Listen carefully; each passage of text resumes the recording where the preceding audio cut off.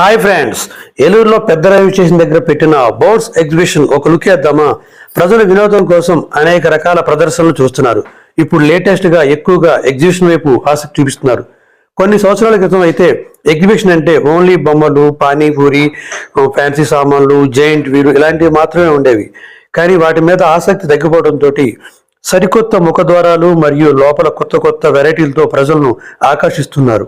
Taj Mahal exhibition, Swiss exhibition, London exhibition ఇలా రకరకాలుగా ఆకర్షిస్తున్నారు. ఇప్పుడైతే బర్డ్స్ ఎగ్జిబిషన్ అని మన ముందుకు వచ్చారు. ఇందులో రకరకాల పక్షులు, ప్రత్యేక జాతికి చెందిన ఒక పాము, కొత్త రకం మేకలు, కుందేలు, కుక్కలు ఇలా ప్రత్యేకమైన జంతువులతో మనల్ని ఆకర్షిస్తున్నారు. ఈ పూర్తి వీడియో మీరు చూడాలంటే కింద డిస్క్రిప్షన్లో లింక్ ఇస్తున్నాను, దాన్ని కూడా చూడండి.